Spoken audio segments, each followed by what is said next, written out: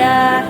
Siswa berkarakter Indonesia, religius, hidupnya nasionalis, jiwanya integritas jadi tujuannya. Mandiri hidupnya, gotong royong semangatnya, persatukan bangsa Indonesia. Siswa berkarakter Indonesia, siswa berkarakter Indonesia. Nah, selamat siang anak ibu. Sebelumnya kalian kan belajar dari rumah. Hari ini kalian dapat giliran belajar di sekolah ya. Nah, menyambung pelajaran waktu di sekolah. Nah, coba buka yang halaman 65, yaitu peristiwa mengembun dan menyublim. Sebelumnya, perubahan wujud benda itu ada apa? Ada mencair. Terus apa lagi? Membeku. Mana suaranya? Apa lagi? Mencair, membeku. Apa lagi? Menguap. Terus ada lagi? Mencair, membeku, dan menguap. Nah, di pelajaran hari ini kita akan belajar tentang mengembun dan menyublim. Apa itu mengembun? Apa itu menyublim? Ya, perhatikan teks di buku bacaan kalian. Ya, ibu baca pelan-pelan, kalian perhatikan ya. Ya, perhatikan bukunya. Peristiwa mengembun dan menyublim. Selain peristiwa mencair, membeku, dan menguap, masih terdapat dua peristiwa perubahan wujud benda. Perubahan wujud benda yang dimaksud adalah mengembun dan menyublim. Mengembun adalah peristiwa perubahan wujud gas menjadi cair. Peristiwa ini merupakan kebalikan dari peristiwa menguap. Pada waktu gas mengembun, gas melepaskan kalor karena terjadi penurunan suhu di sekitarnya. Peristiwa sehari-hari yang mudah kamu jumpain antara lain peristiwa pengembunan yang terjadi di pagi hari. Meskipun pada malam sebelumnya tidak terjadi hujan, tetapi pada pagi hari terdapat tetesan-tetesan air pada tanaman yang berada di luar. Kamu juga dapat menjumpai beberapa tempat terasa lembab oleh air. Peristiwa mengembun ini terjadi karena uap air dalam udara menyentuh permukaan seperti permukaan daun atau permukaan lainnya. Nah, itu dia peristiwa mengembun. Jadi kalau ditanya apa yang dimaksud dengan peristiwa mengembun, adalah perubahan wujud gas menjadi mana suaranya? Menjadi air atau menjadi cair. Contohnya titik-titik air di kaca jendela kalian kalau pagi-pagi. Pernah lihat? Pernah kan? Titik-titik air di daun, di jendela. Nah, itu namanya mengembun. Dari mana? Dari udara kita. Ya, karena perubahan udaranya dari panas ke dingin, dia berubah wujud menjadi titik air. Itu namanya mengembun. Ya, mengembun. Nah, selanjutnya menyublim. Menyublim merupakan peristiwa berubah wujud zat padat menjadi gas. Mengkristal adalah perubahan wujud gas menjadi padat. Peristiwa lenyapnya kapur barus yang diletakkan dalam lemari sering dijadikan contoh peristiwa menyublim. Contoh peristiwa ini terjadi pada saat uap iodium yang mengkristal menjadi padatan pada saat didinginkan pada suhu tertentu. Nah, selanjutnya adalah namanya menyublim. Menyublim itu perubahan wujud benda padat menjadi apa tadi? Menjadi gas. Contohnya apa? Kapur barus. Tahu kapur barus? Yang di rumah itu biasanya dipakai di mana? Di lemari pakaian, di kamar mandi, ya kan, di kolong-kolong meja untuk ngusir kecoa. Nah, kalau kalian letakkan kapur barus itu, lama-lama dia bagaimana?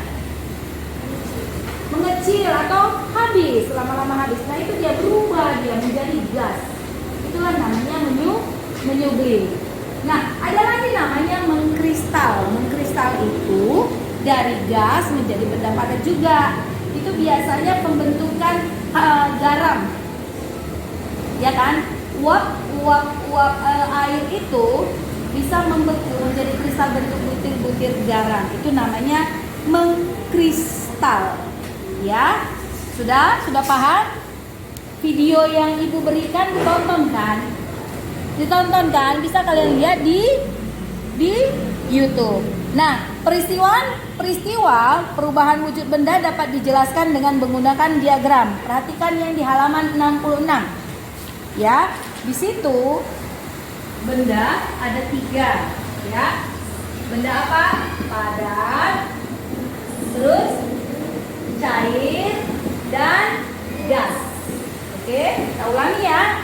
Nah, dari cair, perubahan wujud benda cair ke padat itu namanya apa? Membeku. Ya, membeku. Dari cair ke padat. Apa contohnya? Air yang dimasukkan ke freezer jadi batu es. Ya kan, membeku. Atau apa lagi? Ada lagi? Hah? Apa nak? Mengeras, iya mengeras namanya membeku, jadi padat dia. Nah itu namanya dari cair ke padat. Nah kalau kebalikannya dari benda padat ke cair namanya apa? Mencair. Contohnya apa? Yang tadi kebalikan tadi batu es dibiarkan di ruangan terbuka, lama-lama akan cair. Atau kalau kalian bilang apa namanya? Meleleh. Ya kan istilah kalian itu. Nah itu namanya mencair. Sekarang dari cair gas. Apa namanya?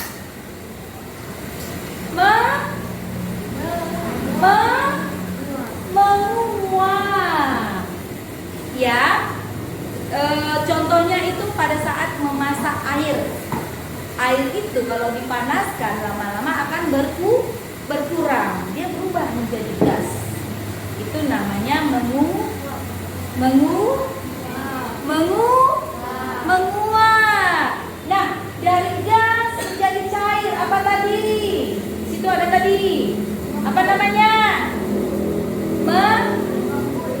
Mengembun. Ya, mengembun. Contohnya titik-titik air yang kita jumpai di jendela, di daun pada saat pagi hari. Nah, sekarang dari padat ke gas apa namanya?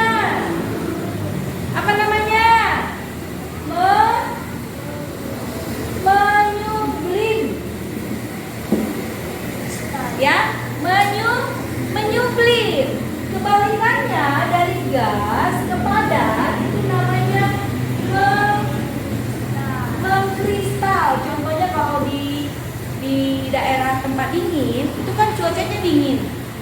Nah, dari cuaca yang dingin itu dia bisa berubah menjadi butiran-butiran salju. Nah, itulah namanya mengkristal. Jadi ini jangan lupa. Proses-proses ini jangan lupa. Nah, ibu ulangi dulu. Contoh benda cair apa aja? Apa aja contoh benda cair? Air, terus? Apa? Jangan hanya air. Apa? Enggak, contoh benda cair. Contohnya? Hah? Apa? Mentega benda padat. Contohnya kecap, minyak, apa lagi? Saus itu benda cair. Ya, kalau benda padat apa? Kayu, batu, apa lagi? Meja ini benda padat.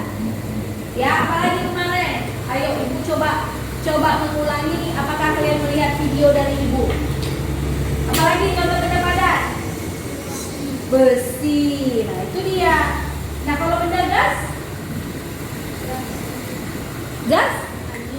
Hah? Angin. Dia gas itu tidak bisa kita lihat, tapi bisa kita rasakan. Angin itu kan tidak bisa kita lihat, tapi kita bisa rasakan. Ada dia di sini, ya kan? Nah, itu dia namanya benda gas. Jadi harus tahu kalian mana membedakan benda cair, benda padat.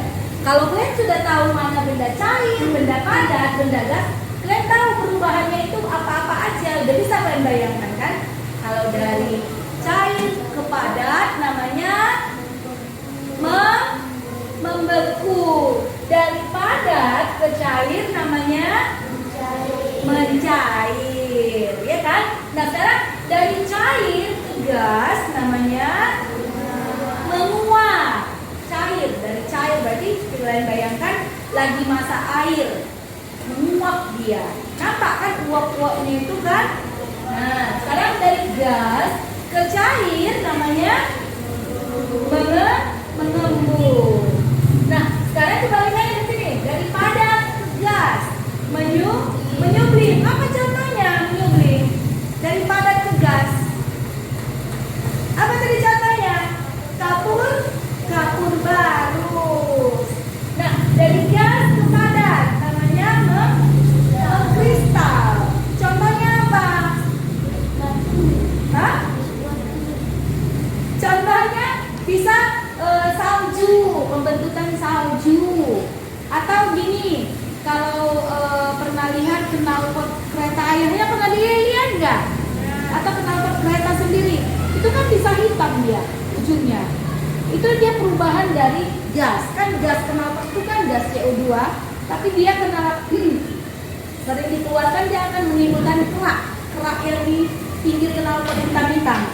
Nah itu dia salah satu contoh mengkristal. Ya, paham mana ibu? Paham? Nah, coba sekarang kerjakan yang halaman 66. Itu kayaknya yang udah ibu terangkan semua itu ya kan? Sampai 67, nomor 1 sampai 7, oke?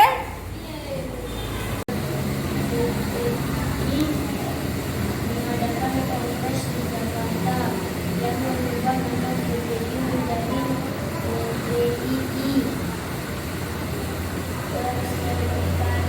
Dan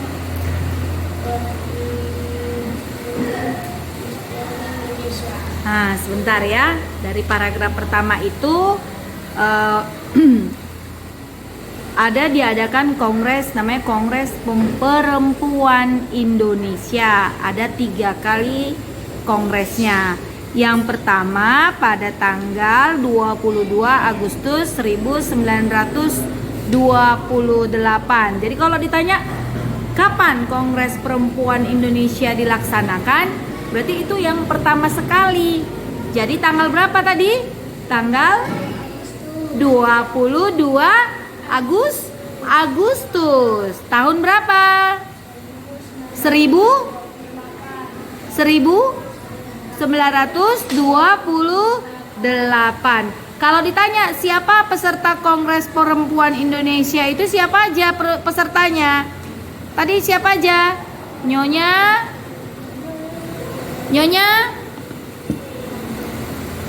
siapa nak?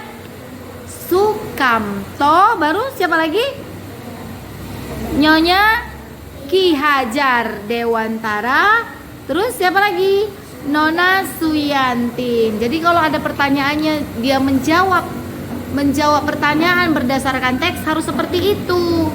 Jadi jangan lagi kalian ada yang salah untuk menjawab pertanyaan dari teks. Nanti ditanya siapa pesertanya, yang dijawab nanti yang lain.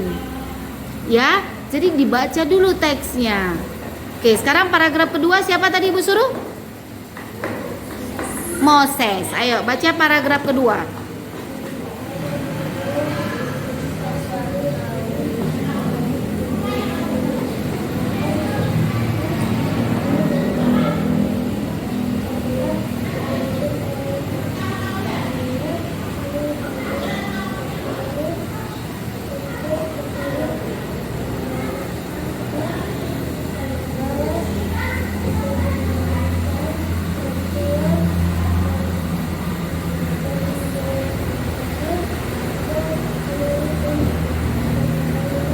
Nah, di Kongres Perempuan Indonesia yang kedua itu diadakan di Jakarta. Apa hasilnya?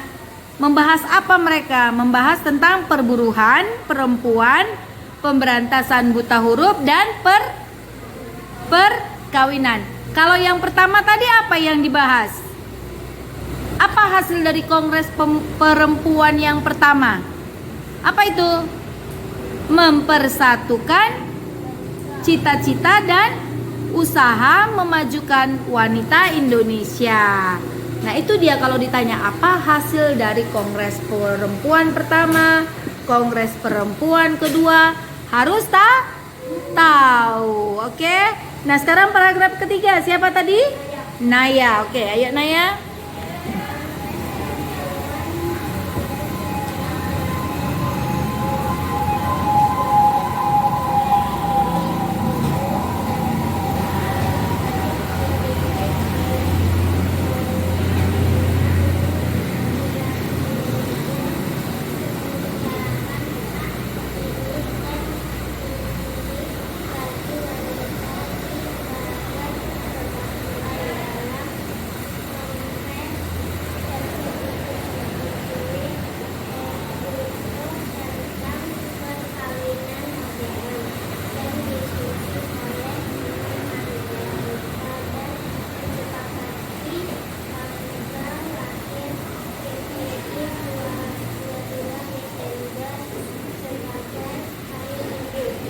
Nah, Kongres Pemuda ketiga itu berlangsung di mana tadi? Di Bandung. Tanggal berapa? 23 sampai 28 Juli. Tahun berapa? Iya. Nah, hasil dari Kongres Perempuan ketiga itu tentang apa? Tentang perkawinan